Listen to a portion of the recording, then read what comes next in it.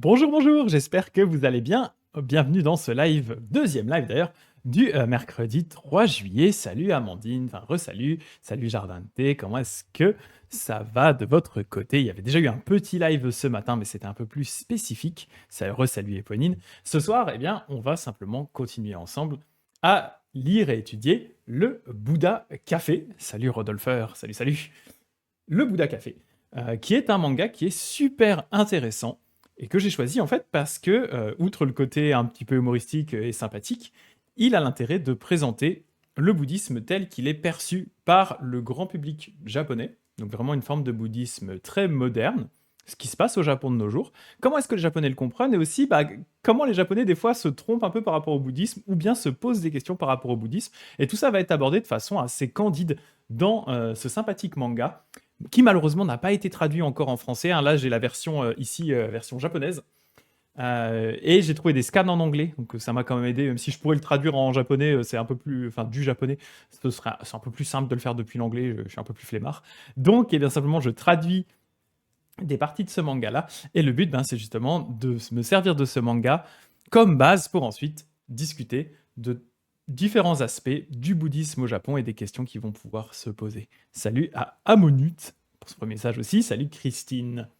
Donc, je vais vous représenter rapidement ce manga. L'avantage aussi, c'est que, oui, alors c'est peut-être un peu trop niche. Je suis d'accord, Eponine qui dit c'est un peu trop niche. Après, nous, on a des mangas super chelous en France, hein. On a par exemple Les Vacances de Jésus et Bouddha, qui est traduit en français, que j'adore comme manga, qui est pareil, est vachement niche. On se demande toujours, franchement, qui achète Les Vacances de Jésus et Bouddha en manga, à part par des mecs bizarres comme moi. Mais il semblerait qu'il y ait quand même des gens qui les achètent. En vrai, pourquoi pas? Surtout qu'en fait, ce manga, outre le côté, on va dire, éducatif sur le bouddhisme japonais, il y a aussi en arrière-plan une histoire d'amour qui se déploie entre certains des personnages. Passage que moi je zappe complètement. En fait, ce que je fais, hein, pour ces lives, je sélectionne des pages du manga qui ont vraiment un intérêt pour le côté explication par rapport au bouddhisme, ce qui fait que j'ai tendance à esquiver pas mal du fil rouge du côté romance, mais voilà, ça n'empêche pas d'apprécier cette partie-là, mais voilà. En fait, plus le manga avance et plus le côté romance prend le pas sur le côté éducation par rapport au bouddhisme japonais, donc voilà. Mais moi, je taille dans le lard pour vous mettre que les passages globalement intéressants sur le bouddhisme, parce que bon, je suis là pour parler de ça, hein. D'ailleurs, j'en profitais pour faire un petit. D'ailleurs, je dis bonjour à Gulli, que j'avais pas vu depuis quelques temps. Salut Gulli, comment ça va? Je refais une petite introduction parce qu'il y a peut-être des gens qui sont là ce soir qui ne me connaissent pas. Donc, je suis le mari de Sophie de la formation cours de japonais pour ceux qui viennent à Objectif Japon et qui viennent de là. J'ai aidé aussi à mettre en place la plateforme de formation et tout ça, tout ça. Et j'ai aussi une caractéristique un peu bizarre, c'est que je suis moine dans une tradition japonaise qui s'appelle Jodo Shinshu, qui est du coup la forme de bouddhisme qui a le plus d'adhérents à l'heure actuelle au Japon et qui est une forme de bouddhisme qui date du XIIIe siècle. Voilà. Et donc justement, ce qui va être assez sympa dans Bouddha Café, c'est que un des moines, un des héros du manga, est aussi un moine du Jodo Shinshu. Donc on partage la même école, on partage du coup pas mal de points communs. Donc je vais vous resituer en gros les quatre personnages principaux. Il y a un cinquième qui va venir s'ajouter derrière, que je vous expliquerai quand elle arrivera. En gros, qui qu'on a dans ce Bouddha Café? Nous avons l'héroïne qui s'appelle Luli, à ne pas confondre donc avec Gulli, qui est là parmi nous, c'est Luli, qui est, elle, vraiment l'archétype de la personne qui n'y connaît rien en bouddhisme. Elle découvre ça. En fait, elle cherchait un petit boulot et elle s'est fait virer plein de fois parce qu'elle est très maladroite. Et donc, elle a répondu à une annonce pour une serveuse dans le Bouddha Café, donc un café tenu par des moines bouddhistes, qui l'ont accepté et qui en fait acceptent assez bien le fait qu'elle ait tendance à casser des objets à droite à gauche et à faire un peu n'importe quoi, parce qu'ils voient qu'elle a un bon fond, que c'est quelqu'un de sympa. Donc c'est vraiment notre personne, notre Candide, si vous voulez. Et après, on a ici trois moines. On a Ren-san, ici, qui est un moine Jodo Shinshu, donc c'est-à-dire un moine de la même école que moi. On a ici Ko-san, donc Ren-san, c'est le cuistot, et c'est aussi le barista. On a Ren-san ici, on a Ko-san au milieu, qui est un moine zen, qui lui est le gérant du café, et on a Kai-san ici, qui est lui le comptable, voilà, et qui est un moine Shingon, donc un moine d'une branche ésotérique du bouddhisme. Voilà pour resituer les personnages, donc Luli, Ren-san, Ko-san et Kai-san. Voilà. Et salut à Inoshishi. Donc voilà pour la présentation globale des différents personnages, et maintenant on va pouvoir rentrer dans le vif du sujet, à savoir le manga. Donc je vais faire toujours pareil, je vais vous lire une planche du manga que j'ai traduite en français, et ensuite je vais la commenter, parce qu'il y a souvent pas mal de petites choses à discuter. Shanghai réuni, ouais, il y a du monde, c'est cool, c'est cool. Difficile séparation. Le Tokudo, c'est la cérémonie qui est la première étape pour rentrer dans la prêtrise. Tokudo, en fait, c'est la cérémonie vraiment qui fait de nous des moines bouddhistes. Quand on a passé cette cérémonie, on est officiellement un moine bouddhiste. Et il dit voilà, juste pour cette fois, je vais me raser le crâne. On fait le vœu de protéger les enseignements du Bouddha et on reçoit un nom de prêtre. Avant de devenir prêtre, on va utiliser son nom séculier, donc notre nom normal, hein, comme moi c'est Greg, hein, mon nom de base. Le nom de prêtre est appelé Kaimyo ou Homyo dans le Jodo Shinshu. Comment est-ce qu'on va créer ce nom? Eh bien, notamment hein, pour des japonais ou des chinois, hein, on va utiliser par exemple la prononciation chinoise du nom séculier quand on est japonais, utiliser un kanji du nom séculier qu'on va réutiliser, ou utiliser un nom complètement différent. Et là, ici, hein, Ko-san nous explique que c'est notre maître qui va nous donner le nom bouddhiste. Et donc là, il dit, hein, Ko-san, son nom séculier c'était Takamitsu, Sairen, donc Ren-san, son nom c'était Ayato. Et là, ils se disent, mais alors peut-être, quel était celui de Kai-san? Il s'appelait Harumi-chan. Enfin, j'ai jeté ce nom à la poubelle. Par le passé, il s'agissait d'une cérémonie où on coupait les ponts avec notre famille. Donc voilà le petit panneau hein, qui parle du Tokudo, qui est une cérémonie extrêmement importante hein, dans la vie d'un moine bouddhiste, parce que c'est vraiment le moment où officiellement on devient un moine. Salut Maléfique, qui est là aussi, premier message dans le chat, salut à toi. Donc, qu'est-ce qu'on a un petit peu à raconter là-dessus? Moi, je vais vous parler ici un peu plus de ma propre expérience hein, dans le Jodo Shinshu, parce que moi, j'ai vécu cette cérémonie de Tokudo en tant que moine Jodo Shinshu. Dans le Jodo Shinshu, en fait, le Tokudo, c'est comme Ren-san ici, hein, qui dit « juste pour cette fois, je vais me raser le crâne hein, », maintenant il a des longs cheveux. Dans le Jodo Shinshu, effectivement, le Tokudo, c'est la seule cérémonie, le seul moment où on est obligé, vraiment littéralement obligé de se raser le crâne quand on est un homme. Les femmes ont le choix, elles peuvent le faire ou elles peuvent ne pas le faire, c'est au choix. Mais les mecs, on n'a pas le choix, on est obligé pour la cérémonie de se raser le crâne. Salut Alice. Donc déjà, c'est voilà, c'est le gros truc de la cérémonie. Hein. En fait, on vient en fait dans la cérémonie avec le crâne déjà rasé. En général, on le rase la veille, et donc on a le crâne tout frais rasé pour la cérémonie, la boule à Z. Nous devons acheter nos vêtements de moine avant la cérémonie. Donc ça, bien sûr, hein, il faut arriver à la cérémonie avec des vêtements de moine. Ce qui peut être des fois un peu compliqué quand on est un occidental comme moi. Heureusement, moi j'ai été entouré par des maîtres japonais mais qui vivaient aux États-Unis, qui parlaient anglais aussi, qui en fait se sont arrangés de tout. Ils ont commandé des vêtements de moine vraiment dans la boutique qui est littéralement en face du temple mère à Kyoto. Il y a des boutiques d'habits de moine en face. Et donc ils ont demandé mes mesures et tout. Et en fait ils se sont chargés de tout commander pour moi, que j'ai bien les bonnes robes, robes de moine, hein, les bons accessoires, etc. Ils nous ont fait un peu notre shopping list. Ils ont tout arrangé. Et comme ça, quand on est arrivé en fait au Japon avant la cérémonie, on avait vraiment plus qu'à aller à la boutique, vérifier que les vêtements nous allaient bien, payer en cash, et ensuite aller se faire raser le crâne, et on était tout prêt. Mais c'est vrai que sinon, c'est assez intimidant, parce qu'il il faut certaines robes spécifiques pour la cérémonie. Il ne faut pas utiliser n'importe quelle robe à n'importe quel moment, donc il faut faire un petit peu attention, quoi. Et donc, une fois qu'on a cette cérémonie de Tokudo, eh bien, on rentre officiellement dans la famille du Bouddha. C'est-à-dire, vraiment, on devient officiellement un moine. Mais avec Tokudo, hein, avec cette cérémonie-là, nos attributions, elles sont limitées. En fait, moi, concrètement, quand j'ai passé le Tokudo, j'ai vraiment eu la question qui s'est posée, disant, mais en fait, concrètement, qu'est-ce que j'ai le droit de faire avec le Tokudo? En fait, avec cette cérémonie, donc, qui fait que je suis réellement moine, mais c'est le moine, en fait, de plus bas niveau. Je dis souvent, c'est un peu comme dans un RPG, hein, si vous voulez, avec le Tokudo. Enfin, je suis devenu moine bouddhiste niveau 1, vraiment le basique. En fait, à ce niveau-là, si j'étais au Japon, globalement, ce que j'aurais le droit de faire, c'est d'être l'assistant d'un autre moine. L'assistant, par exemple, d'une personne qui a son propre temple, mais je n'aurais pas le droit vraiment de diriger des cérémonies par moi-même. J'aurais limite pas vraiment le droit d'enseigner, c'est un peu flou. Donc voilà, si j'étais au Japon, je pourrais vraiment pas faire grand-chose en fait. Et la raison, c'est aussi parce que le Tokudo, c'est une cérémonie dans ma branche qui peut se faire à partir de l'âge de 8 ans. Donc, c'est souvent à 8 ans, hein, c'est souvent des fils et filles de moines qui vont passer le Tokudo sur demande de leurs parents. Mais bah, vous vous doutez bien qu'un gamin de 8 ans, il va pas aller commencer à parler bouddhisme, voilà, à faire des cérémonies et des trucs comme ça. Mais il devient quand même officiellement moine. Alors, moi, je trouve ça un peu chelou que les gamins aient le droit de le faire, mais bon, ça, après, c'est une discussion si vous voulez, quoi. Mais voilà, du coup, normalement, j'avais pas le droit de faire grand-chose. Et en fait, après en avoir discuté avec le boss complet de ma branche du Jodo Shinshu, donc le mec qui est quand même à la tête de plusieurs millions de fidèles, le gars, il m'a dit, oui, t'es étranger, en vrai. Fais un peu ce que tu veux. C'est déjà compliqué que t'aies pu passer le Tokudo, c'était déjà pas évident. Donc vas-y, franchement, te prends pas la tête. Fais tes bails. Fais tes bails. Et donc, je suis moi niveau 1. Je fais des trucs. Là, typiquement, ce que je suis en train de faire là, c'est déjà limite, hein, vous voyez. Et donc, normalement, pour pouvoir avoir le droit d'avoir mon propre temple, d'avoir vraiment le droit d'enseigner, je dois passer une nouvelle cérémonie qui s'appelle le Kyoshi, qui est vraiment une cérémonie dans laquelle on devient maître de la loi, donc maître des enseignements bouddhistes. Et là, pour cette cérémonie-là, je ne suis pas obligé de me raser le crâne. Je n'aurais pas besoin. Par contre, il faut que je passe 1 à 2 semaines dans un temple en fonction.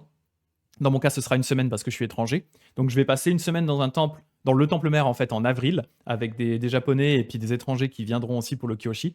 Et puis, à l'issue de cette cérémonie-là, à l'issue de cette semaine de retraite, j'aurai le grade de Kyoshi.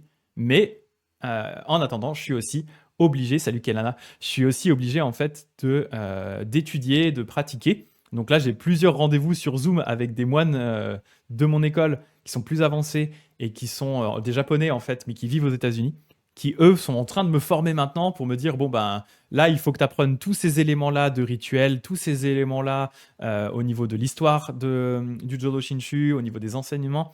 Donc voilà, tout ça, faut bosser, faut bosser, faut bosser. Donc ça se prépare. C'est pas genre je vais juste 1 semaine et c'est bon. Non, en fait, il y aura une préparation. Il y a une préparation là depuis 1 an avant, un peu plus d'1 an avant, pour être prêt pour la semaine de retraite au Japon. Donc ça va être funky. Et ce sera normalement en avril si tout se passe bien. Donc ça va être très cool. Ça va être très très cool. Et donc quand on fait la cérémonie de Tokudo, eh bien tout simplement on obtient notre nom. Notre nom de Bouddha, je vais dire notre nom de bouddhiste, hein, c'est une typo ici, hein, c'est notre nom de bouddhiste, pas notre nom de Bouddha. On obtient notre nom de bouddhiste et ça, je vais en parler un petit peu après. Et c'est ça, normalement, hein, Kelana, après le niveau 2, normalement, je suis apte à enseigner. Hein, j'ai le grade de Kyoshi. En fait, j'aurais le droit d'avoir mon propre temple si je voulais, par exemple. En fait, on considère vraiment qu'à partir du grade de Kyoshi, on est réellement un moine en pleine possession de ses moyens de moine. Voilà. Mais voilà, comme je disais, à l'heure actuelle, il y a un peu des dérogations pour les moines étrangers. Donc c'est pour ça que voilà, je me permets d'enseigner, d'étudier, etc. quoi. En plus, de mon côté, c'est vrai que sans me jeter les fleurs, j'ai pas mal étudié. C'est un truc, étudier, c'est quelque chose que tu peux faire tout seul. Tu peux te prendre plein de bouquins. Moi, j'en ai lu plus d'une centaine sur ma branche spécifique du bouddhisme, plus pas mal d'autres bouquins d'autres branches du bouddhisme. Étudier, tu peux le faire par toi-même. C'est pas un problème. Là où c'est vraiment compliqué, où tu as besoin de quelqu'un, c'est pour toute la partie rituelle. Parce qu'un rituel, moi j'ai un bouquin là à côté de moi là, qui explique tous les aspects rituels, genre comment faut organiser le temple, les différents objets rituels, comment il faut rentrer, allumer l'encens, qu'est-ce qu'il faut mettre où, etc. Franchement, s'il n'y a pas quelqu'un pour te le montrer en vidéo et te l'expliquer à l'oral, c'est imbuvable. Le bouquin, il est imbuvable. Donc voilà, autant je trouve que tu peux apprendre par toi-même, tu peux étudier, apprendre la doctrine par toi-même, dans une grande mesure. Hein. C'est mieux d'avoir des gens avec toi pour en discuter, pour étudier, ça c'est sûr. Mais ça peut se manager. Tu peux atteindre un bon niveau juste par toi-même. Par contre, pour tout ce qui est rituel, c'est impossible. C'est impossible. Il faut vraiment, vraiment quelqu'un pour t'expliquer quoi. Donc là, en ce moment, à peu près une fois par mois, en fait, j'ai un moine qui est le spécialiste du rituel pour ma branche qui est aux États-Unis. Lui, il est japonais et il vit aux États-Unis. Il parle très bien anglais.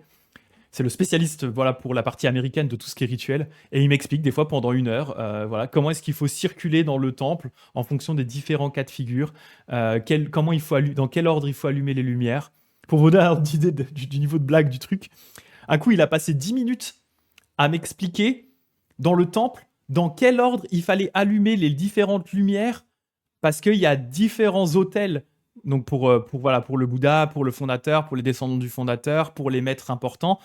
Et donc, en fonction du niveau d'importance de l'autel, tu vas allumer les lampes dans tel et tel ordre. Donc il passe 10 minutes à m'expliquer ça. Et après, il me regarde, il fait « Ouais, bon. Après, maintenant, hein, la plupart des temples, ils ont l'électricité et des lumières automatiques. Donc en fait, tu appuies sur un bouton, elles s'allument toutes en même temps. » J'étais dit tu viens de passer 10 minutes à m'expliquer dans quel ordre fallait allumer les lumières pour me dire qu'en réalité, dans la plupart des cas, tu appuies sur un bouton et elles s'allument. Et voilà, et c'est comme ça pour tout. Il y a des règles, mais à foison, c'est le Japon. Hein. Vous savez que le Japon, ils aiment bien les trucs, les rituels bien précis au poil de fesses. Oh, il y a de la donnée, hein, il y a de la data à prendre, on se fend bien la gueule. Je ressors de là, on fait 1 h 30, je ressors de là, oh mon Dieu.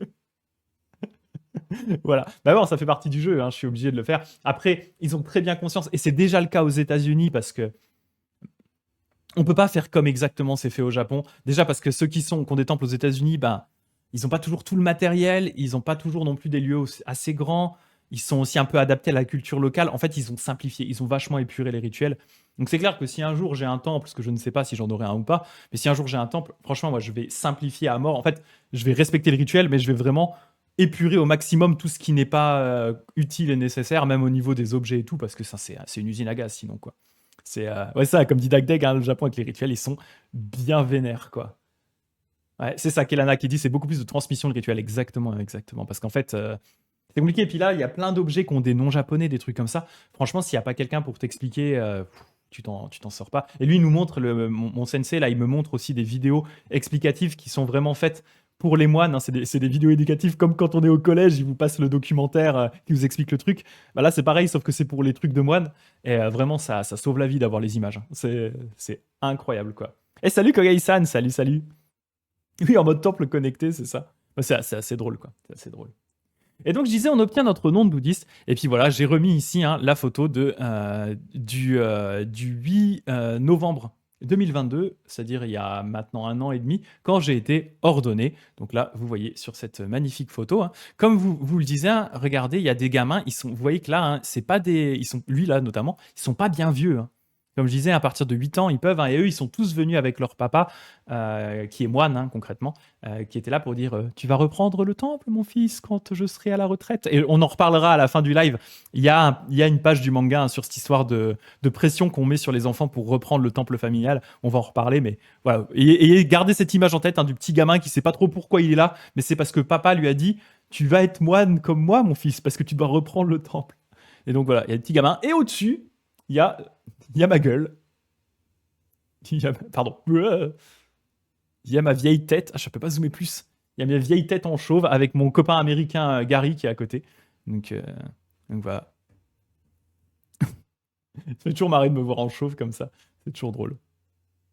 Donc voilà. Et donc, bien sûr, hein, comme il disait ici, on va recevoir un nom de moine lors de la cérémonie.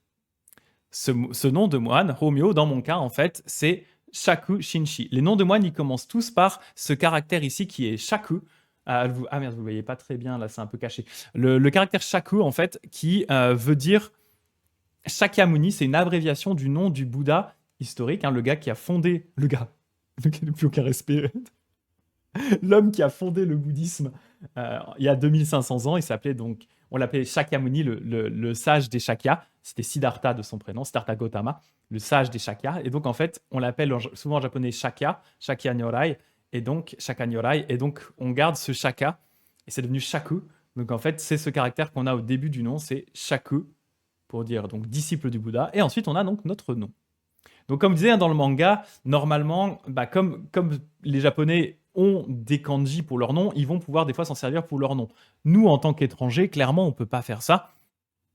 Parce que bah, moi, j'ai pas de kanji pour mon nom. Je m'appelle Greg, déjà, c'est assez compliqué à trouver. S'il fallait les trouver, ce serait compliqué. Donc, on va essayer de trouver des choses différentes. Ce qu'ils expliquaient dans la page ici, hein, c'est que en général, c'est le maître qui va nous donner notre nom bouddhiste.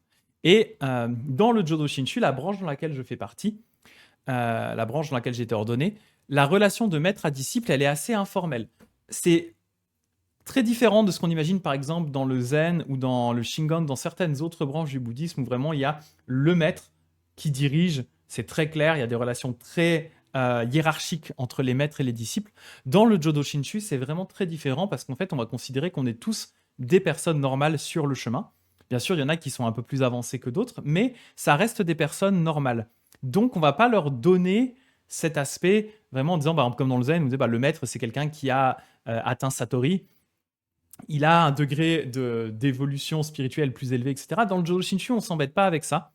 Ce qui fait que, en fait, la relation de maître à disciple, elle va plutôt se faire en fonction des affinités. C'est-à-dire que typiquement, moi, j'ai un sensei qui s'appelle Michael Conway, qui est professeur à l'université Jodo Shinshu de ma branche, donc Otani à Kyoto. Donc il est professeur de bouddhisme, il est professeur de Jodo Shinshu et de bouddhisme dans une université à Kyoto, l'université de ma branche.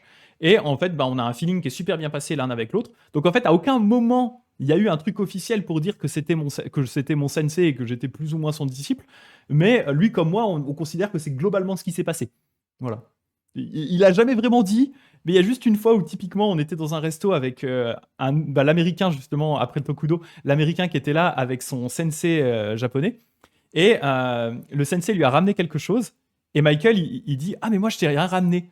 Et en fait, ça sous-entendait que j'étais son disciple, mais à aucun moment, ça a été mis de façon complètement officielle, en fait. C'est vraiment très informel. Donc voilà, c'est juste que moi, je reconnais qu'il est beaucoup plus avancé que moi. Il est professeur de bouddhisme à l'université, dans l'université en plus de ma branche au Japon. Donc vraiment, il a un niveau que, voilà, en termes de connaissances, je suis bien loin. Donc j'ai considéré que c'était mon sensei et apparemment il a considéré globalement que j'étais son disciple vu qu'il m'a donné mon nom. Mais j'aime bien ce côté un petit peu freestyle, un peu à l'arrache, c'est assez cool quoi. C'est vraiment beaucoup plus égalitaire quoi. Et donc c'est lui qui m'a aidé à trouver mon nom bouddhiste. On a choisi Shinchi comme nom bouddhiste avec donc deux kanji, le kanji de Shinjiru qui veut dire, on fait un peu de japonais en même temps, hein, du coup, hein, le kanji de Shinjiru qui veut dire croire. Vous voyez en fait, il est composé de deux parties. Il y a la partie du bonhomme, c'est le kanji de l'homme ici, et à droite, pour ceux qui sont un peu plus avancés, c'est le kanji de la parole. Donc en fait, c'est ce que dit quelqu'un. En fait, c'est le fait de croire en quelque chose. On croit en ce que dit quelqu'un. C'est la parole de quelqu'un. Donc j'ai ce shin qui veut dire croire, qui vient en fait du nom de mon sensei. Apparemment, son nom de moine a aussi ce shin, et apparemment, tous ses maîtres avant avaient aussi le kanji shin dedans, donc ça s'est transmis comme ça. Et j'ai ici le kanji de kore, qui veut dire ceci ou cela, qui vient en fait du nom de mon enseignant bouddhiste préféré, qui est mort au début du XXe siècle, qui s'appelle Kyozawa Amanshi, et qui a du coup ce kanji, shi, qui se lit également kore. Donc ça donne mon nom, Shaku Shinshi. Et donc, on peut le traduire par Koreo Shinjiru, ce en quoi je crois.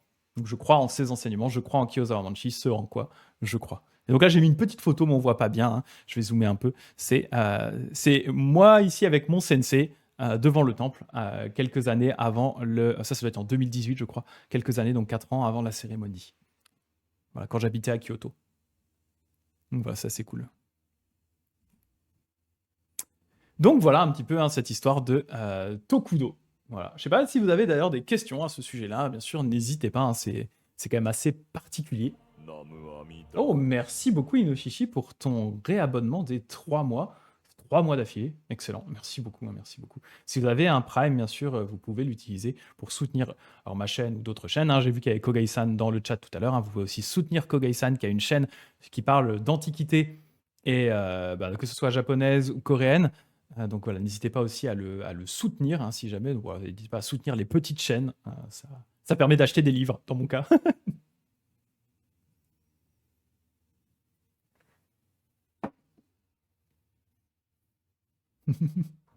Merci, merci. Bah du coup, je vais continuer un petit peu. Hein. Si jamais vous avez des questions, bien sûr, n'hésitez pas. Hein. Il n'y a pas de questions bêtes.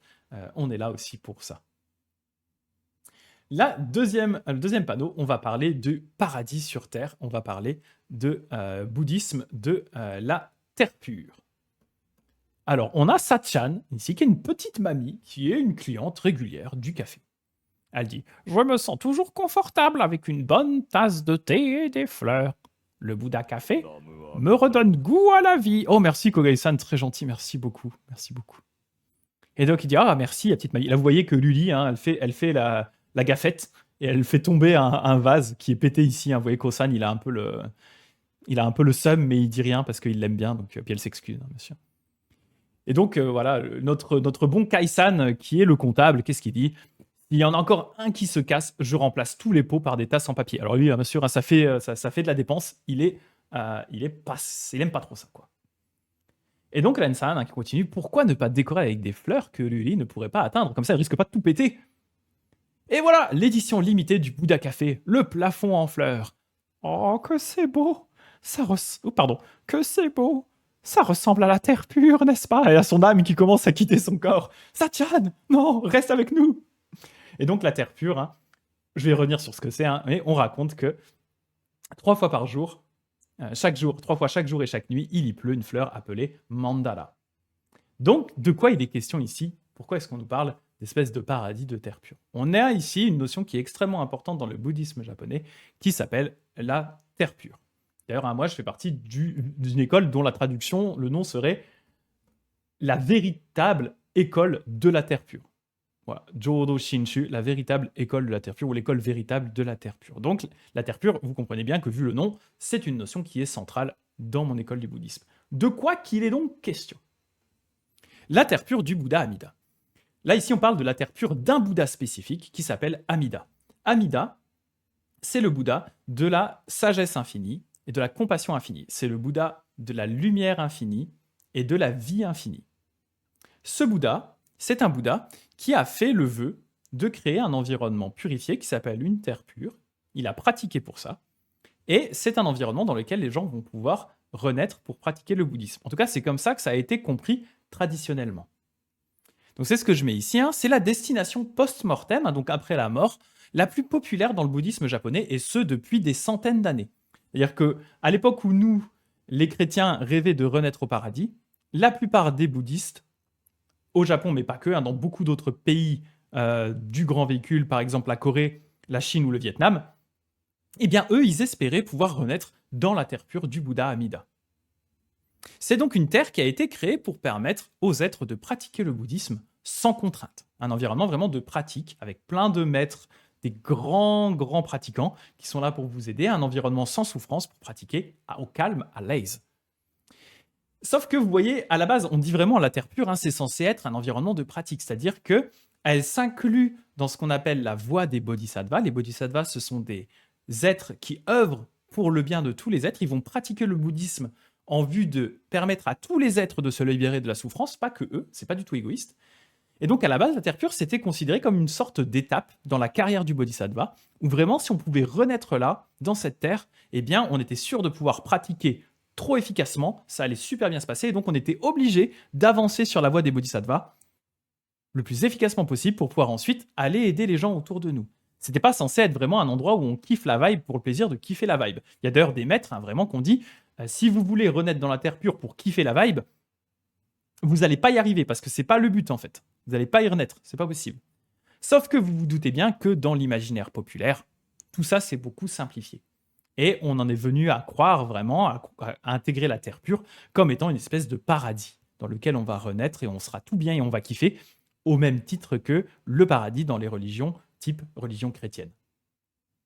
Donc voilà, c'est pas tellement un paradis à la différence de ce qu'on pourrait imaginer, mais d'un point de vue populaire, c'est comme ça que ça a été globalement compris par le peuple japonais. C'est ce que je dis ici, hein, compris de façon populaire comme une sorte de paradis, mais attention, le but de la terre pure est de pratiquer la voie des bodhisattvas pour le bien de tous les êtres.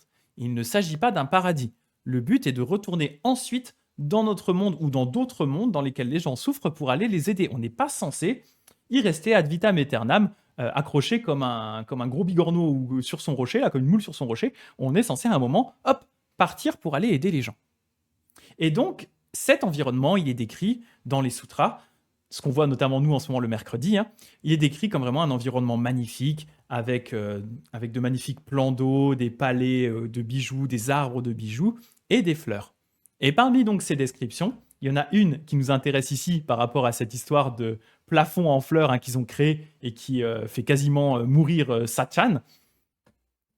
Eh bien, il dit, les descriptions donc, de la terre pure, hein, sont données dans les 3 sutras de la terre pure. Parmi ces descriptions, on va trouver jour et nuit, à 6 reprises, il pleut des fleurs de Mandalava. Les êtres vivants de ce pays, toujours, lors du clair du matin, chacun au moyen de sa traîne, ramassent des fleurs merveilleuses et les offrent dans les autres quartiers aux 10 milliards de Bouddhas. Donc comme je vous disais, hein, c'est un environnement qui a pour but de faciliter la pratique des bodhisattvas. Une des pratiques importantes des bodhisattvas, c'est la pratique du don. On va offrir des choses. Et le don qui est perçu comme étant le plus incroyable, c'est le fait d'offrir des choses au Bouddha. Le Bouddha, bien sûr, il n'en a pas besoin, il s'en fiche de les avoir. Mais il accepte ce don parce que c'est un don qui est fait à quelqu'un qui est allé au bout de la voie et donc ça apporte beaucoup de mérite. Donc ces bodhisattvas, Ils ont même pas à aller s'embêter à ramasser des fleurs dans le champ du coin, à sélectionner les meilleures. 6 fois par jour, il y a des petites fleurs qui tombent. Ils ont juste à les ramasser en masse et ensuite ils vont aller les offrir à tous les Bouddhas. Voilà. Magnifique. Éponine qui dit dans le Genji Monogatari, donc qui est vraiment le premier roman, vraiment un des premiers romans de l'histoire, qui a été écrit par une noble japonaise. Le héros promet à une meuf qu'ils renaîtront ensemble dans une fleur de lotus dans la terre pure. Il veut utiliser Amida pour pécho. Putain. Non, on fait pas ça, hein. Ah non. Non. Genji, le Genji, il a aucun scrupule. Là. Le mec, c'est un pervers narcissique de ouf. Il fait tout pour pécho, tout ce qu'il veut. Je passerai les détails de qui il pécho et comment il pécho, parce qu'il y en a où c'est un peu glauque. C'est... Voilà, avec les fameuses brouettes de la terre pure pour ramasser les fleurs. Excellent. Donc vous voyez, ça a été compris comme une sorte de paradis, mais en réalité, c'est un lieu de pratique.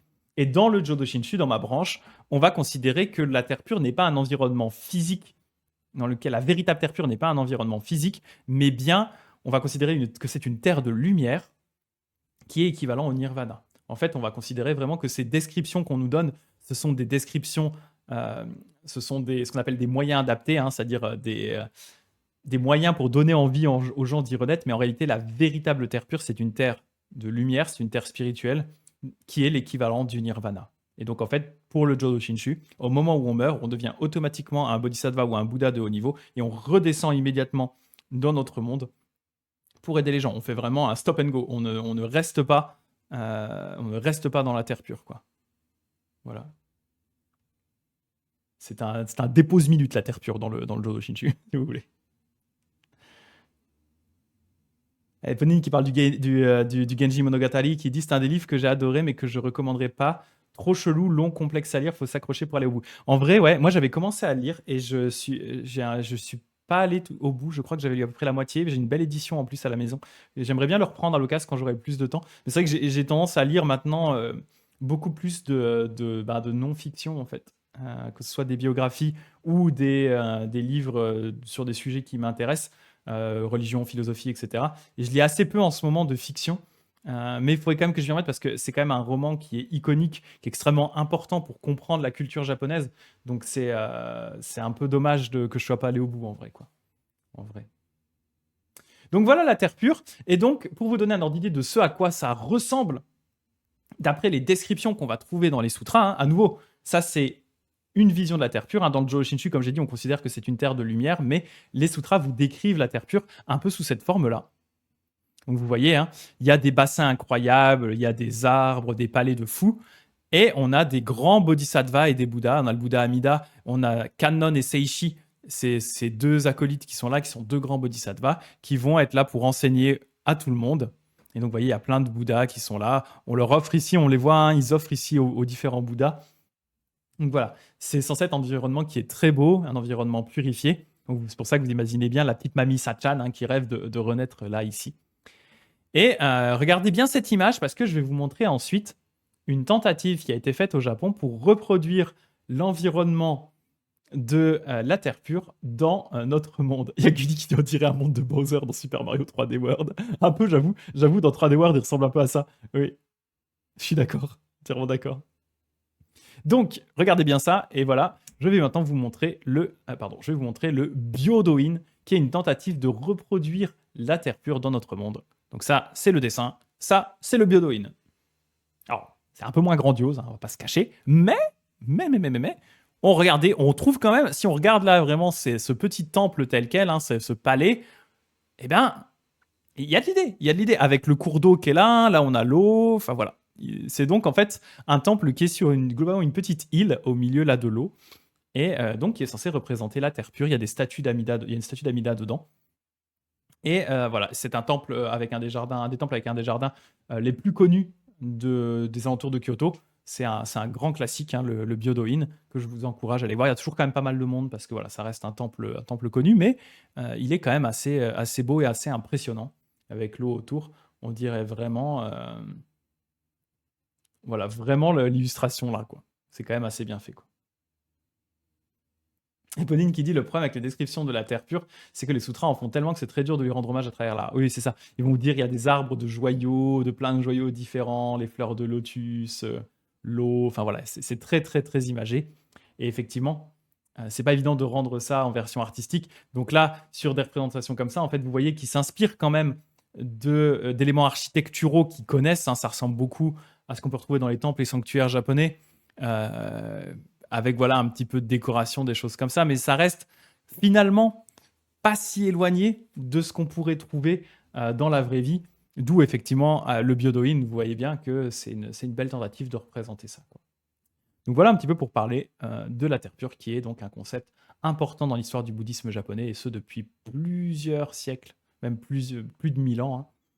Et voilà, et qui a toujours son importance aujourd'hui, et donc avec plein de façons de le comprendre, différentes entre la façon dont euh, le commun des pratiquants l'interprète de façon très simple comme une espèce de paradis dans lequel on va pouvoir renaître après la mort, à certains membres d'écoles zen qui vont le concevoir comme étant plutôt un état mental, et les membres du Jodo Shinshu, par exemple, qui vont le concevoir comme une terre de lumière qui est équivalent au nirvana, dans lequel on va pouvoir renaître et retourner directement dans notre monde. Un raccourci, en fait, vers le nirvana. C'est un shortcut. Donc voilà pour cette deuxième page du Bouddha Café pour aujourd'hui. Voilà, comme d'habitude, n'hésitez point si vous avez de la question. Ça peut être aussi, bien sûr, des questions ouvertes sur le bouddhisme. Comme je dis souvent, je ne suis pas un spécialiste de toutes les formes de bouddhisme, très très loin de là, notamment le bouddhisme tibétain, je n'y connais rien quasiment. Par contre, j'ai pas mal étudié le bouddhisme japonais, bien sûr, en particulier ma branche, mais d'autres aussi. Donc si vous avez des questions là-dessus, je peux peut-être vous aider. Voilà. On va, en attendant, bien sûr, je regarde aussi si vous avez des questions au fur et à mesure, je vais vous lire une nouvelle page qui est « Ça ne se fait pas dans le Jodo Shinshu », partie 3, parce qu'on avait déjà vu la partie 1 et la partie 2. Ici, on va parler d'un élément sur lequel j'étais pas très familier, j'ai dû un peu faire des recherches, notamment parce qu'on n'en parle pas dans le Jodo Shinshu. C'est le titre de cette page, hein, ça ne se fait pas dans le Jodo Shinshu. Donc moi qui étais spécifiquement formé dans le Jodo Shinshu, je suis un petit peu passé à côté de tout ça. Mais oh, bah merci Eponine pour avoir offert un abonnement niveau 1 à Gulli. Trop gentil. Merci beaucoup.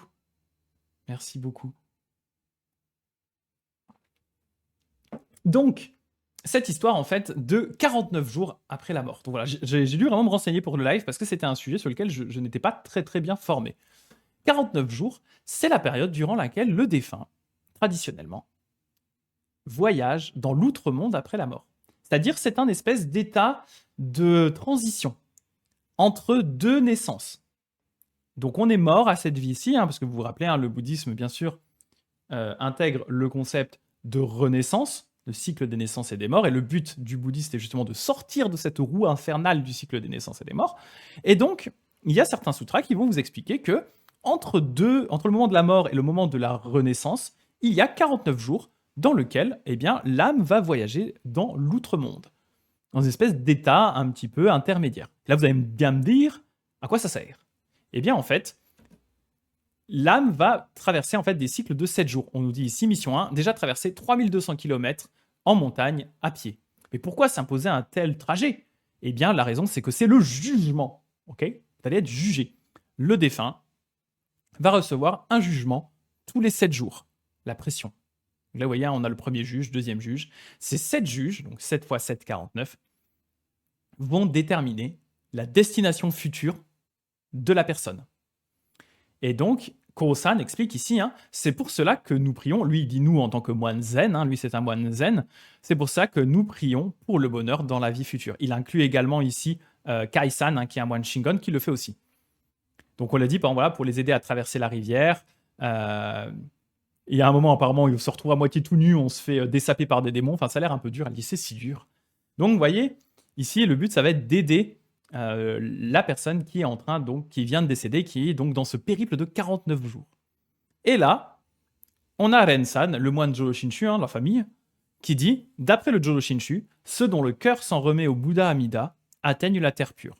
C'est pour cela que dans le Jodo Shinshu, il n'y a pas de concept pour prier dans la vie future, parce qu'en fait, on va considérer que, en s'en remettant au Bouddha Amida, c'est ce qu'on voit ici avec la petite âme qui fait YOLO. En fait, en s'en remettant au Bouddha Amida, on atteint un état où en fait on est toujours en lien avec le Bouddha, et au moment de notre mort, eh bien en fait on saute par-dessus les destinées mauvaises et on atteint directement la terre pure. On n'a pas besoin de cet état de 49 jours, donc on devient immédiatement un Bouddha, un Bodhisattva, et on renaît ensuite dans notre monde. Donc en fait c'est pour ça que dans le Jodo Shinshu, on n'en parle pas du tout en fait de cette histoire de 49 jours, ce genre parce qu'en fait, les pratiquants du Jodo Shinshu eh bien, sont exemptés d'une certaine façon des tribulations de ces 49 jours. Voilà. Donc pour expliquer un petit peu tout ça, hein, lors du décès, la croyance veut que la personne décédée erre pendant 49 jours avant de pouvoir renaître dans une des 6 différentes destinées. Alors je suis pas un spécialiste, mais j'imagine que c'est globalement ce qui est appelé bardo dans le bouddhisme tibétain. Je suis une énorme fraude pour ce qui est bouddhisme tibétain, j'y connais rien, j'ai pas étudié. Moi c'est bouddhisme japonais, donc voilà. Mais je suppose que c'est la même idée. Hein. Donc 49 jours. Ainsi, traditionnellement, des services funéraires sont tenus le 7e jour et le 49e jour, ce qui correspond globalement à la date du premier jugement et du dernier jugement, afin d'apporter au défunt des mérites pouvant modifier son jugement et sa future renaissance. Il y a cette idée dans le bouddhisme des mérites. Comme je vous ai dit, on parle beaucoup dans le bouddhisme et surtout au Japon d'une forme de bouddhisme qu'on appelle le Mahayana. Mahayana, c'est pas une école du bouddhisme, c'est vraiment une archibranche, si vous voulez, du bouddhisme. À un moment, c'est comme si le tronc du bouddhisme s'était séparé en deux. On a le petit véhicule d'un côté, le Theravada, le véhicule des anciens, et de l'autre, le Mahayana. La différence, c'est que dans le véhicule des anciens, le Theravada, le pratiquant, eh bien, il va pratiquer pour lui-même. Il va générer des mérites pour lui-même, en vue de sortir lui-même du cycle des naissances et des morts. Dans le Mahayana, on a cette notion que, en fait, on va œuvrer pour le bien de tous les êtres, pas que pour nous. Et donc, il y a cette idée dans le Mahayana qu'on peut transférer nos mérites, les bonnes actions, les bons points de karma qu'on va gagner grâce aux actions qu'on va pouvoir effectuer. On va pouvoir, non pas les garder pour soi pour avoir une image à la fin, mais les donner à tous les êtres. Gratos, on donne, on distribue les mérites. Et donc, il y a cette même idée pour les personnes défuntes. Il y a cette idée que du coup, la famille peut organiser des rituels, subvenir aux besoins des moines, voilà, payer un moine, c'est le cas, on paye les moines, payer un moine pour qu'il organise une cérémonie, tout ça pour générer des mérites. Cette cérémonie faite par le moine va générer des mérites elle-même qui vont être transférés au défunt pour pouvoir lui amener des bons points. Ce qui fait que les bons points qu'il va récupérer de sa famille, ça peut enlever des mauvais points que lui, il a générés de son côté. Ça va s'annuler, si vous voulez. Ce qui fait que, eh bien, avec un peu de bol, grâce au mérite que la famille a généré, eh bien, la personne qui aurait peut-être dû renaître dans une destinée mauvaise va pouvoir peut-être gagner des points et renaître dans une meilleure destinée. Voilà. C'est ça qui est expliqué notamment dans le Sutra des vœux passés de Jizo. Voilà, ceux qui s'intéressent, je l'ai en anglais. Je crois d'ailleurs, ceux que ça intéresse, juste vite fait, ce livre qui s'appelle, je crois, The Past Vow of Kshitigardharma. Je ne sais pas prononcer son nom en sanskrit, mais c'est Jizo en japonais. C'est un livre qui est disponible a priori gratuitement. Normalement, vous pouvez le demander. C'est imprimé. En fait, c'est justement pour gagner des mérites. C'est des gens qui offrent des dons pour pouvoir imprimer des livres pour partager le dharma. Et ça leur génère des mérites. Et donc, ce livre est disponible si ça vous intéresse. Je crois qu'il est gratuit, mais que en anglais. Je ne crois pas qu'il soit en français. Et donc, il y a notamment ce passage sur les 49 jours que j'ai pu du coup retraduire ici en français, qui dit notamment « Si la famille du défunt réalise de nombreuses bonnes actions dans les 49 jours après la mort de leurs proches, alors le défunt peut échapper aux destinées mauvaises à tout jamais. » C'est vraiment récupérer des bons points, donner des bons points au défunt pour annuler ses mauvais points. Et donc, ce que je disais ici, dans le Jodo Shinshu, la personne qui s'en remet au Bouddha Amida atteint directement la terre pure du Bouddha au moment de la mort. Il n'y a donc pas cette étape des 49 jours et des 7 jugements consécutifs. Et donc, je regarde juste un petit peu, et après je reviens sur les 6 destinées. Vraiment une branche de fainéant, le Jodo Shinshu. En fait, c'est une branche pour les gens qui prennent des raccourcis. C'est la branche des raccourcis. Alors, attends, je regarde. Ah oui, il y a le galop cadeau pour Gulli. Ah oui, fallait virer. Je suis désolé pour ceux qui sont arrivés dans le live. Si vous avez vu un des subs, il y avait marqué dans le truc à gauche là de Jean-Marie Le Pen à sub. J'étais c'est un troll qui a follow.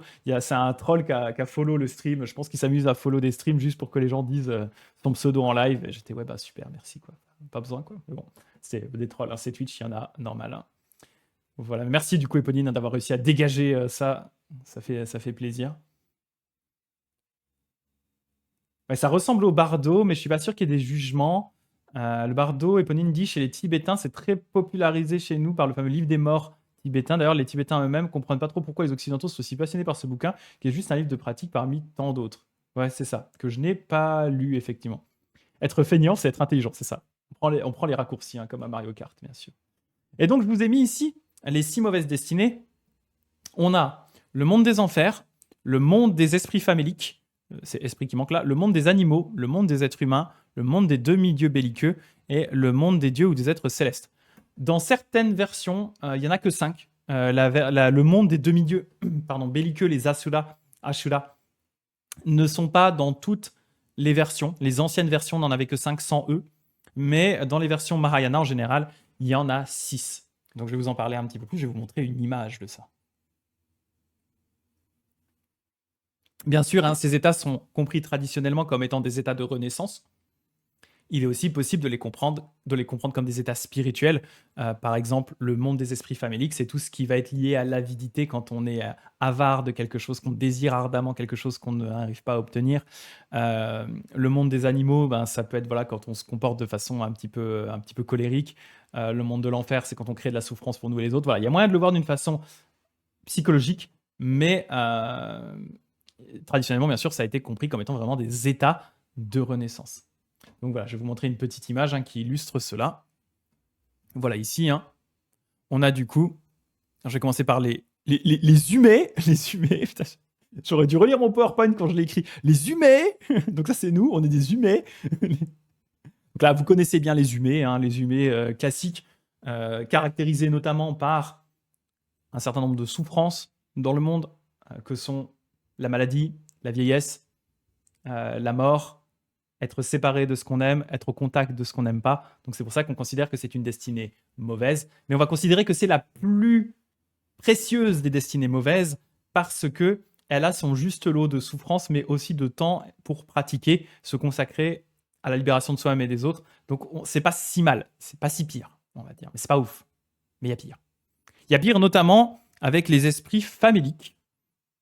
Alors, je ne voyais peut-être pas trop sur l'image, mais en fait, on les représente souvent comme étant des bonhommes tout gros. En fait, ça représente, hein, comme vous avez probablement déjà vu, ces images un peu choquantes de personnes qui sont vraiment en malnutrition, qui sont quasiment en train de mourir de faim. En général, elles ont souvent une espèce de gros ventre.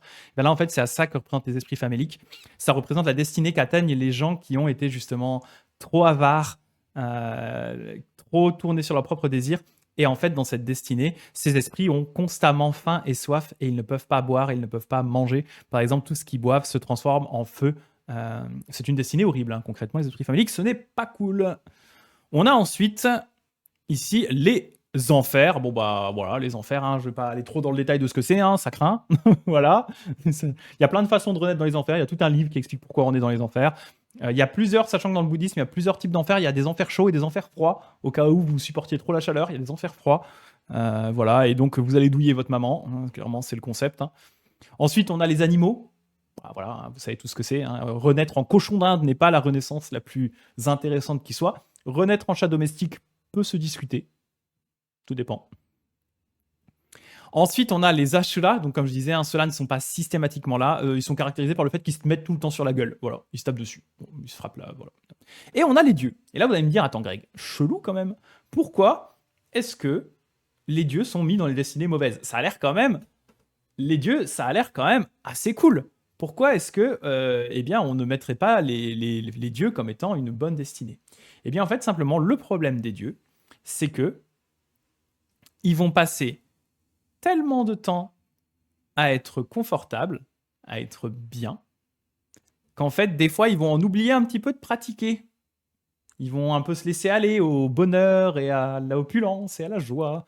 Et en général, ce qui se passe avec les dieux, c'est qu'ils vivent très longtemps, hein, suivant on va dire les récits traditionnels bouddhistes, hein, ils vivent très très longtemps, dans l'opulence la plus complète. Sauf qu'un jour, ils prennent conscience d'un truc, c'est que comme tout le monde, ils vont mourir. Et là, ils se disent, mais attends, ma vie de kiff le plus complet, ça peut pas s'arrêter, c'est pas possible. C'est la panique. Et donc les mecs, quand ils meurent, en général, c'est full panique. Voilà, imaginez, c'est comme si vous étiez d'un coup au paradis, tous vos désirs sont comblés, vous êtes trop bien. Et là, d'un coup, on vous dit, il faut que tu te rappelles quand même que dans 2 jours, ça s'arrête. Et toi, ça fait genre 10 000 ans que tu kiffes, et là, on te dit, dans 2 jours, c'est terminé, hein, terminado. Hein. Le parc, il ferme, au revoir. Hein. Et donc, en général, ils n'ont pas pris le temps de bien cultiver leur pratique, de générer des mérites, etc. Et donc, la chute, elle fait très très mal. Comme dit Éponine, plus le kiff est haut, plus la chute est dure. Et donc, c'est ce qui arrive avec les dieux. Donc, ça peut paraître être une bonne destinée. Et d'ailleurs, dans les récits bouddhistes traditionnels, c'est même considéré quand même comme étant bien de renaître dans le monde des dieux, parce que voilà, il y a peu de souffrance. Mais eh bien, ça n'empêche que ça reste, quand on est dans les dieux, on reste dans le cycle des naissances et des morts. Et donc, on peut très bien passer de humain qui renaît dans le monde des dieux, qui renaît ensuite en cochon d'Inde. Alors, vous allez me dire, j'ai une fixette sur les cochons d'Inde, mais pour moi, je me dis, la vie d'un cochon d'Inde, c'est vraiment pas fun. Donc voilà, renaître en tant que cochon d'Inde, c'est un petit peu chaud, quoi. Donc voilà les 6 destinées mauvaises. Et donc, ce que j'avais mis ici, attendez, je vous montre ce que j'avais mis ici. Hein. Celle des dieux, c'est la plus confortable, clairement, hein, ce que je viens de dire. Et celle des humains, c'est la meilleure pour pratiquer la voie bouddhiste, parce que on n'est pas autant dans la souffrance ou dans l'ignorance que les autres. Hein. Les animaux sont caractérisés par l'ignorance. Les enfers, les esprits faméliques, par la souffrance. Les Ashura, ils ont trop la tête à se taper les uns sur les autres. Les humains, on reste dans cette espèce d'entre-deux où on kiffe pas suffisamment pour se dire que c'est trop bien la vie, mais on n'est pas non plus tellement dans la galère ou pris dans nos délires qu'on ne peut rien faire. Donc on est vraiment dans cette espèce de balance, voie du milieu entre ces deux extrêmes qui font que c'est mine de rien la voie la plus pratique pour se sortir du cycle de naissance des morts, pour pratiquer le bouddhisme, parce qu'on s'est dit on kiffe pas suffisamment pour pas avoir envie de s'en barrer, en fait. Voilà, concrètement, c'est ça le bail. Voilà. Je regarde un petit peu ce que vous m'avez mis. Le monde des dieux, dit Dagdeg, c'est une sorte de gros dimanche soir sur 18h. Ah ouais. Ah, vous savez, ce moment-là, genre, moi, je vous le fais comme moi je le ressens avec ma nostalgie de mec des années 80, mi-80. T'as 10 ans, c'est dimanche soir, il y a les Looney Tunes à la télé. Et quand le générique des Looney Tunes s'arrête, tu sais que ton week-end est terminé en même temps et que demain, il faut retourner à l'école. Et là, ça pique. Ah, moi, j'ai une espèce d'aversion pour le générique des Looney Tunes juste pour ça. Parce que tu tu kiffes, parce que en fait, tu le kiffes vraiment, tes épisodes des Looney Tunes, parce que tu sais que c'est le dernier. La dernière petite miette de ton week-end, elle est là.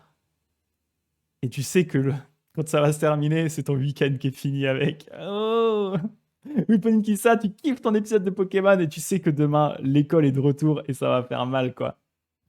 Billy qui dit, mais oui, les Looney Tunes, c'était le dernier dessin animé avant lundi. Ah ouais, c'était bien le dernier dessin animé avant lundi, ouais.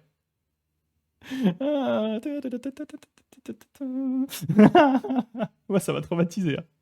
J'associe vraiment ça à putain, on retourne à l'école. Classique. Voilà. Non, mais voilà, c'est exactement ce qui se passe avec les dieux. Hein. C'est vraiment le concept. C'est vraiment les dieux. C'est ça. Hein. C'est vraiment ils se voilent la face comme en week-end. C'est exactement ce qu'expliquait Dagdeg, quoi. C'est genre, c'est ton samedi dimanche. Tu kiffes pendant que tu y es. Ton samedi dimanche, il te paraît trop long. Et quand t'arrives le dimanche soir avec les Looney Tunes, tu te dis attends, c'est pas possible, c'est déjà terminé. Oh que non. Oh no, on va retomber dans le cycle de la semaine. Oh no. Et voilà, là c'est pareil, c'est exactement pareil. C'est pour ça que ce n'est pas une renaissance qui est si idéale que ça, même si, comme je disais, vous verrez des enseignements bouddhistes, surtout dans le Theravada, qui disaient ah bah c'est cool, t'as fait des mérites, tu vas renaître au niveau des dieux, tu vas quand même bien kiffer la vibe pendant longtemps. Voilà.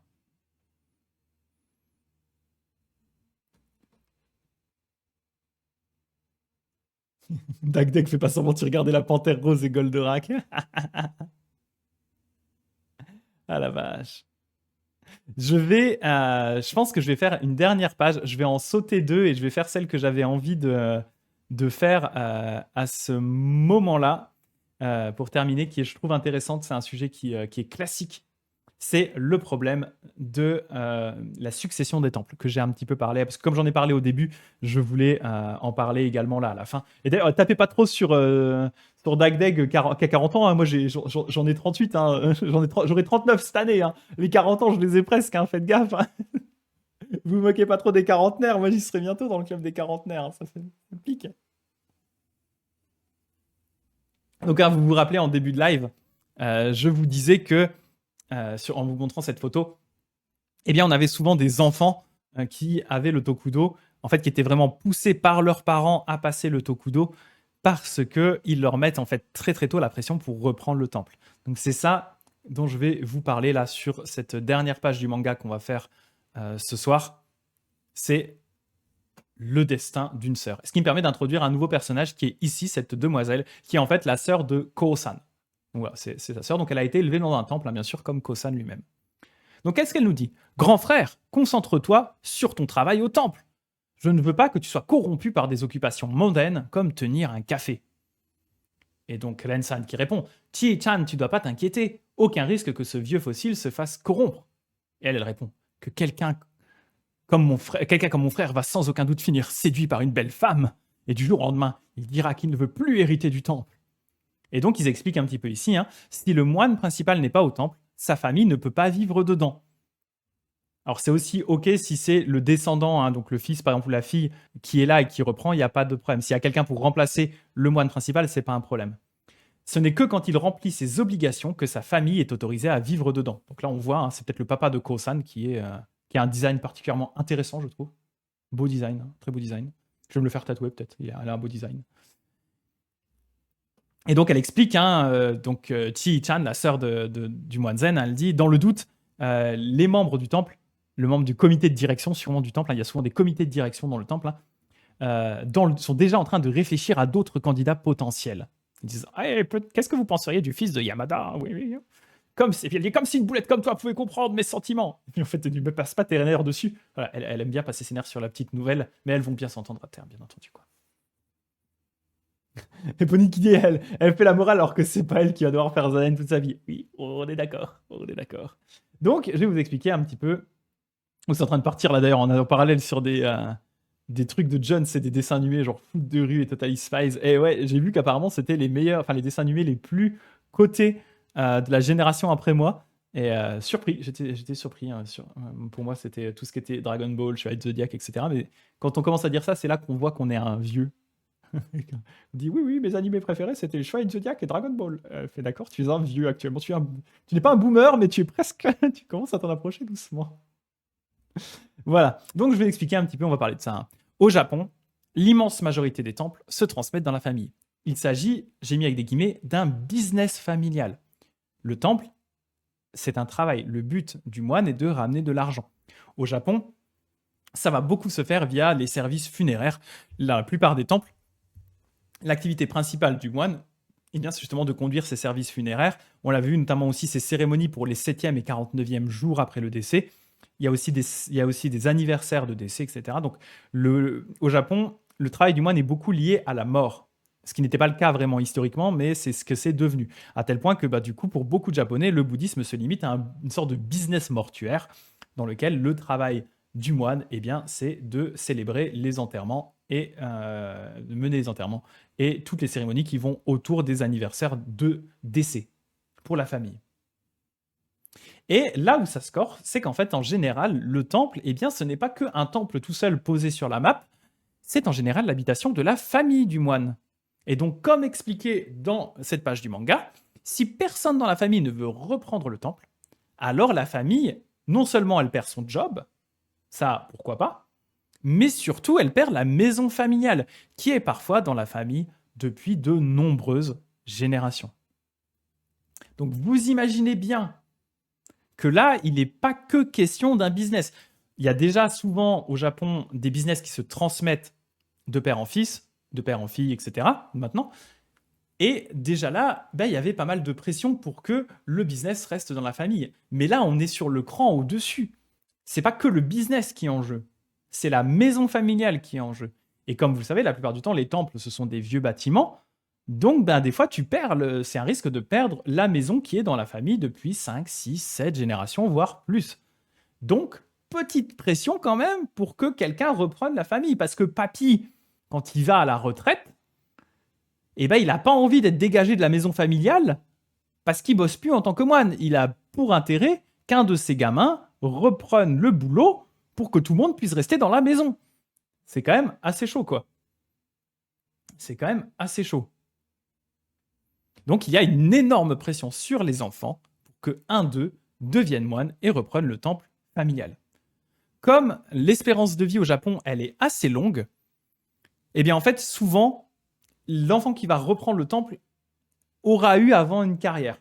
Souvent, en fait, les enfants, hein, les enfants modernes, hein, comme la plupart des enfants, hein, ils se disent pas dans leur vie, ouais, moi, mon rêve, c'est de devenir moine, comme papa. En général, ce qui va se passer, c'est que ils vont choisir un taf qu'ils ont eu envie de faire, ou pas, hein, mais en tout cas, ils vont suivre un taf comme une personne normale. Ils vont être, je sais pas, boulanger, banquier, DJ, ce que vous voulez. Et au bout d'un moment, quand le père va commencer à dire là, j'ai genre 75 ans, j'aimerais peut-être m'arrêter. Le fils, à ce moment-là, c'est souvent le fils, hein, le fils en général, à ce moment-là, il a le déclic et il fait ok, bon, moi j'ai fait mon taf, maintenant je vais reprendre le temple. Voilà. Avec toujours, bien sûr, le risque, vous voyez bien qu'il y a quand même ici une assez grosse pression et donc obligation de reprendre le temple. Ce qui sous-entend que dans certains cas, et moi j'en ai déjà entendu parler, on ne le fait que pour le business et pour garder la maison, pas par conviction religieuse. Et là, c'est un peu dommage et c'est un petit peu triste, vous voyez. Mais ça, c'est le risque. C'est le risque. À foutre la pression pour que les fils reprennent, qu'est-ce qui vous dit que le gamin, même si maintenant il est adulte, il a peut-être 30 ou 40 ans, peut-être qu'en fait, il le reprend par intérêt parce qu'il faut le reprendre pour faire plaisir à la famille, mais en fait, il a aucun intérêt pour le bouddhisme. Ça ne l'intéresse pas plus que ça. C'est des choses qui arrivent assez régulièrement en réalité. C'est un peu triste. Un peu tristoun. Dans le passé, ce qui se passait dans le passé, c'est que si le fils ne reprenait pas le temple, ou s'il n'y avait pas de fils parmi les enfants, hein, ce qui peut arriver, alors la fille, une des filles, était mariée à un moine qui était sans temple. C'est-à-dire un moine, voilà, quelqu'un qui décidait d'être moine, hein, par exemple. C'est le cas notamment de Kiyosawa Manshi, mon sensei, là dont vient mon nom. Hein. C'est quelqu'un qui, lui, a décidé de devenir moine. C'est une vocation, comme moi, hein, dans mon cas. Donc il n'avait pas de temple, parce qu'il n'est pas issu d'une famille de temple. Et donc, il s'est marié à la fille d'un moine et il a repris le temple de son beau-père. Donc, c'est comme ça que ça se faisait. Maintenant, les filles peuvent également reprendre le temple familial. Depuis quelque temps, hein, maintenant, les filles ont également le droit d'être ordonnées. D'ailleurs, moi, ma sensei qui m'a formé sur tout ce qui était le chant dans les rituels, c'est une dame. Hein. Ils peuvent reprendre le temple familial. C'est alors le mari qui va s'occuper des tâches traditionnellement réalisées par la femme. Accueil des fidèles, préparation des repas pour les fêtes, etc. Traditionnellement, dans les temples japonais, il y avait vraiment un duo entre le mari et la femme. Donc, alors c'est très sexiste, hein, mais c'est comme ça que ça tournait. Hein. Le mec s'occupait de tout ce qui était cérémonie, c'était lui qui était moine. La femme, des fois, était ordonnée également, pouvait avoir passé le tokudo, par exemple. Et elle allait s'occuper soit des gens quand le mari n'était pas là, soit de l'accueil principalement des gens, leur servir le thé, discuter avec eux. En fait, c'est souvent la femme qui discutait un petit peu des problèmes avec les gens avant que ceux-ci aient voir le moine derrière. Et maintenant que du coup les femmes peuvent être ordonnées, dans ces cas-là, si le mari, lui, n'est pas moine, et j'en connais un, je l'avais en visio là tout à l'heure, qui est justement... c'est un Américain qui est marié à une moine japonaise, et donc c'est lui en fait qui a pris ce statut de accueillir, nettoyer le temple, préparer le thé, etc. Et donc il a pris le statut qu'on appelle Boomori, donc celle qui protège le temple, hein, c'est la gardienne du temple, qui est donc normalement traditionnellement un rôle tenu par les femmes. Et du coup c'est lui qui fait office de Boomori, gardien du temple, pendant que sa femme, elle, réalise les cérémonies, quoi. Voilà. Voilà. Donc ça se fait, les mœurs sont quand même en train de changer, ça évolue, c'est quand même... voilà, mais à l'époque, ça se faisait comme ça. Hein. Si vous n'aviez pas de fils pour reprendre le temple, c'était la fille qui, du coup, se mariait avec une personne d'un autre, un autre moine sans temple, et qui, du coup, lui, reprenait le temple derrière, quoi. Voilà. Et Aguli qui dit, alors désolé d'être un peu cru, mais s'ils font ça juste pour garder la baraque, pourquoi est-ce qu'ils la louent pas pour se faire un max de blé? En fait, parce que la baraque ne leur appartient pas. En fait, c'est ça le problème. Le souci, en fait, c'est que le temple ne leur appartient pas. Le temple appartient à la communauté, en fait. Appartient à des fois à la ville. Alors, j'ai pas tous les détails si genre ça appartient à la ville, si ça appartient à la communauté des fidèles sous une façon ou une autre. Mais en fait, le temple n'appartient pas aux moines, en fait. Donc, s'il n'est pas là pour accomplir ses activités, ils sont juste littéralement dégagés. Et effectivement, on voit des fois des temples, Koye-san qui dit aujourd'hui les temples sont maintenus ou ça se perd dans certaines régions. En fait, avec l'exode vers les villes qu'il y a eu au Japon, hein, où les zones rurales sont doucement en train de se dépeupler de par la combinaison du vieillissement de la population et du manque d'emploi sur place, où du coup les jeunes préfèrent se diriger vers les grandes villes du Japon. Il y a beaucoup de territoires ruraux qui se retrouvent avec des populations fortement qui diminuent fortement, avec quasiment plus que des vieux qui vont mourir au fur et à mesure, en fait.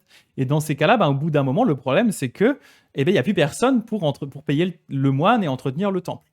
Donc, dans des cas comme ça, il arrive que le moine soit obligé de prendre un petit job à côté pour subvenir globalement à ses besoins, et l'argent qu'il reçoit lui permet d'entretenir le temple, avoir un petit à côté, mais ils sont obligés, pour certains, d'avoir un job en parallèle, quoi. Voilà. Donc c'est une situation qui arrive, et donc dans certains cas, quand vraiment au bout d'un moment, il n'y a plus assez pour entretenir le temple, et bien des fois, tout simplement, le temple se retrouve à l'abandon, les moines quittent le temple, et puis voilà, tout simplement parce que peut-être qu'il n'y a plus, comme c'est un endroit très rural, et qu'en plus il n'y avait plus de thunes pour subvenir à la vie du moine, et bien peut-être simplement que les fils et filles ont décidé de ne pas reprendre le temple, de partir à la ville pour se trouver des tafs, et puis du coup, au bout d'un moment, le temple, il n'y a plus personne dedans, et il tombe en ruine. C'est des choses qui arrivent, quoi. Voilà. Ça sent peut-être un temple tenu par Greg au Japon dans quelques années. C'est des trucs qui se discutent. Mais non, pas pour tout de suite. J'ai pas forcément ça. Mais c'est vrai qu'un truc qui serait trop bien, ce serait effectivement d'avoir un temple à Kyoto, par exemple.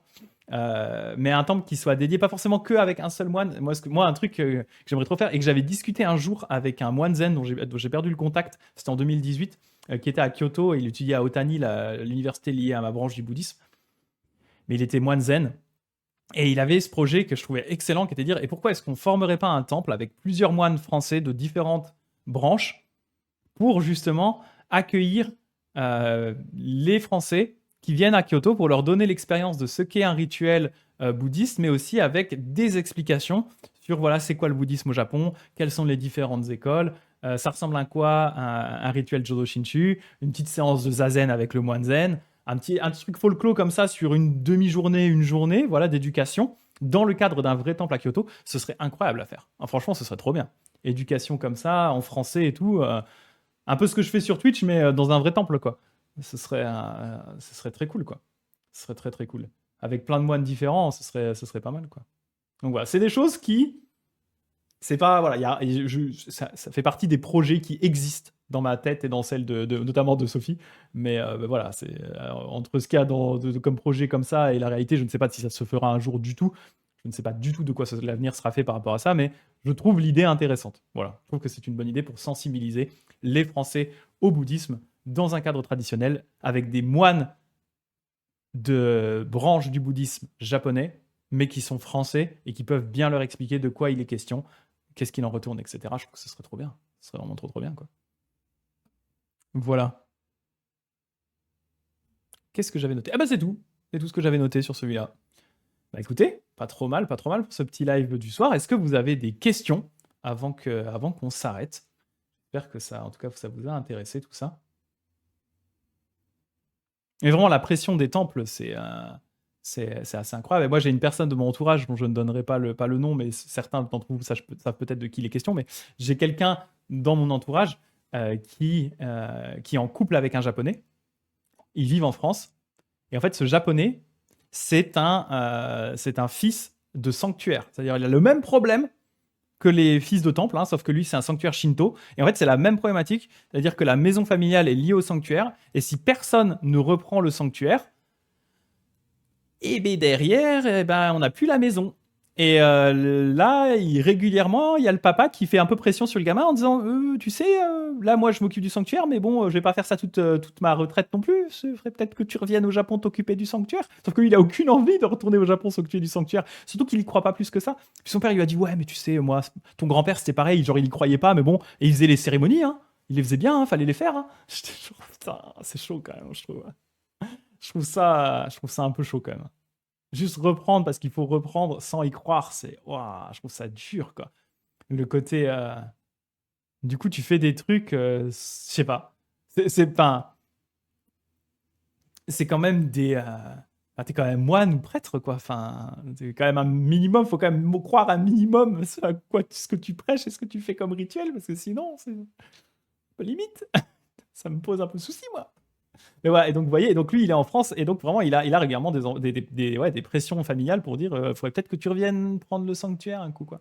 Et donc, on rigole avec cette amie hein, qui, elle, est française, de dire, bah, ça se trouve, tu seras gardienne de sanctuaire dans pas longtemps. On va te retrouver en Maiko, là. À faire des cérémonies Shinto.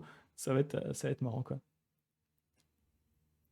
Il faut faire plein d'enfants pour augmenter les chances, c'est ça. Et donc, vous voyez, hein, c'est pour ça qu'il y a cette pression énorme et qu'on voit les petits gamins à 8 ans se faire raser le crâne et envoyer faire le tokudo en disant « Regarde, t'es déjà un moine, mon fils !» Voilà. C'est du bourrage de crâne. Hein. C'est vraiment du bourrage de crâne, quoi. Adopte un bonze. Voilà, voilà. Bah, écoutez, je vous remercie en tout cas hein, pour votre participation. Si vous n'avez pas d'autres questions, je pense que je vais m'arrêter là pour ce soir. Pour ceux donc qui ne connaissent pas trop ces lives, là voilà, les lives qu'on fait ce soir, ce sont des lives un peu plus détentes. On prend le manga et tout, même si on apprend plein de choses.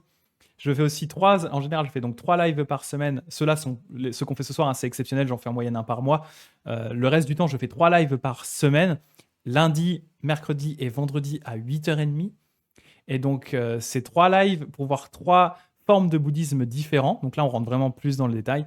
Il y a le lundi, on voit une branche du bouddhisme du grand véhicule. Là, en ce moment, on étudie un sutra qui s'appelle le Sutra de l'entrée dans la dimension absolue. Le mercredi, on parle du Jodo Shinshu, ma branche du bouddhisme. Et le vendredi, on parle du véhicule des anciens, le Theravada, où là, on étudie des textes du coup un peu plus anciens. Donc voilà, il y a ces 3 créneaux différents. Donc on va dire le lundi et le mercredi, c'est plus vraiment religieux. Le vendredi, c'est un peu plus philosophique. Et on fait ça de 8h30 à en moyenne 10h, dans ces bonnes zones-là, quoi. Une petite heure et demie. Sachant que normalement, quand je fais mes lives, j'organise aussi une petite session de méditation de 15 minutes à la fin.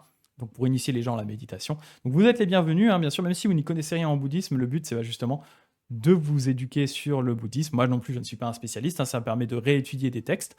Et puis, voilà, tout simplement, c'est ouvert à tout le monde. Les gens peuvent poser toutes les questions qu'ils veulent. Il n'y a aucun souci. On est là pour ça. Voilà, voilà.